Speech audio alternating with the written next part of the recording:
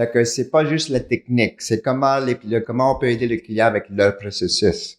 Comment on peut donner des suggestions de amélioration des projets futurs pour donner plus de valeur dans le futur. Fait que c'est un long-term vision au lieu de juste OK, on fait ce projet-là puis on est fini.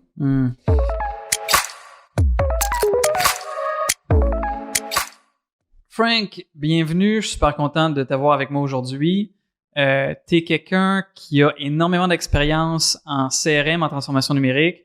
T'as commencé sur des vieux CRM il y a très, très, très longtemps, puis t'as été autodidacte. Maintenant, évidemment, depuis plusieurs années, t'es passé sur Salesforce, t'as beaucoup d'expérience.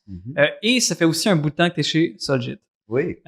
Donc, je voulais te demander d'abord, qu'est-ce que t'as trouvé et tu trouves de plus surprenant dans ton expérience chez Sogit? OK. C'est une bonne question. C'est une grosse question. Moi, quand j'ai décidé de venir chez Sogit, j'avais le choix de plusieurs compagnies.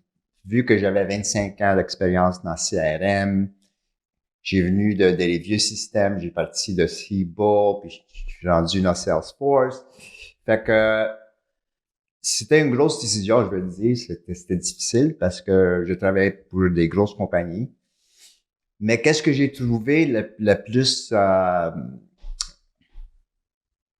attractive? Ouais, écoute, tu peux faire anglicisme, c'est autorisé, y a pas de problème. OK. Fait que pour moi, c'était la première chose que j'ai remarqué, c'est que les personnes en charge, les leaders de cette compagnie, il y a une énorme intégrité. Transparent. J'ai comme eu une connexion avec eux autres instantanément.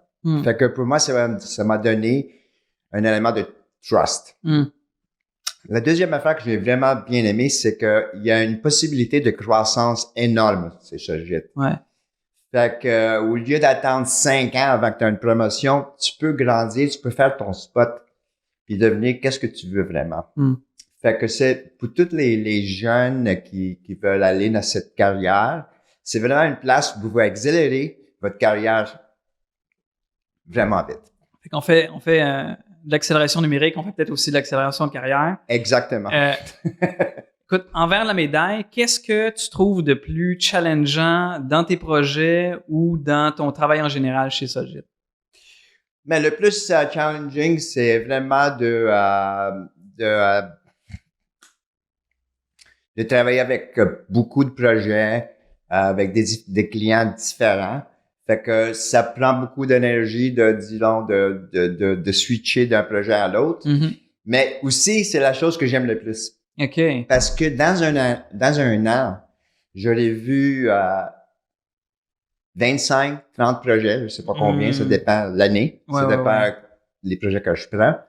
Mais si tu penses à ça comme ta croissance personnelle, surtout dans l'aréna technique, j'aurais vu 50 scénarios au lieu de juste 3. Fait que pour moi, vu que moi je suis dans la voie de Certified Technical Architect, je suis déjà Technical Architect. C'est important. Fait que n'importe qui veut agrandir au niveau technique ou même analyse, aura la chance de voir des projets souvent différents, dealer avec du monde qui sont différents. Fait que c'est très, très bon. Ouais. Et dans ton travail en général ou dans tes projets, qu'est-ce que tu trouves le plus gratifiant, le plus satisfaisant? Ben, le plus satisfaisant, c'est sûr quand on livre un projet puis le client nous donne une cote de 5 sur 5, comme plusieurs de nos projets. On sait qu'on a fait une bonne job.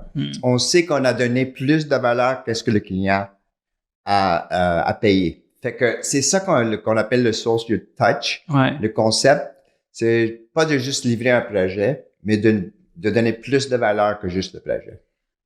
Ouais, et ça c'est quelque chose qui est méconnu à l'extérieur de la profession. C'est très challengeant des projets de transformation numérique ou des projets de ce type-là similaires parce que on gère la technologie, on gère l'avancement, mais on gère aussi les personnalités ou les fonctionnements de nos clients. Exact. Donc c'est pas c'est vraiment multivariable, puis donc c'est une vraie profession. Tu as mentionné brièvement We Care We Lead. le motto de Solgit. Pour toi, qu'est-ce que ça veut dire de ton point de vue We Care We Lead? We Care We Lead, ça veut dire qu'on prend juste pas un projet et on voit ça comme un défi technique. On voit ça vraiment comme la transformation de le business. Fait que c'est pas juste la technique, c'est comment on peut aider le client avec leur processus. Comment on peut donner des suggestions de amélioration des projets futurs pour donner plus de valeur dans le futur. Fait que c'est un long-term vision au lieu de juste OK, on fait ce projet-là puis on est fini. Ouais. Les clients aujourd'hui, c'est ça qu'ils veulent. Ils veulent un partenaire. Ils veulent pas juste un project maker. Ouais.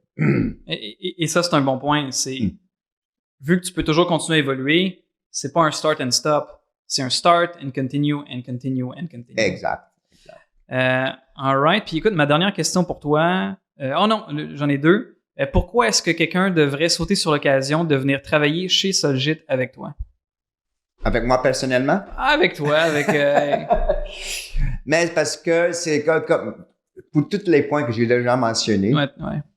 C'est une place qui est pas pour nécessairement pour tout le monde, mais il y a du monde qui veulent aller dans des grosses compagnies, puis juste s'asseoir, puis faire la même chose chaque jour, puis travailler toujours sur le même projet.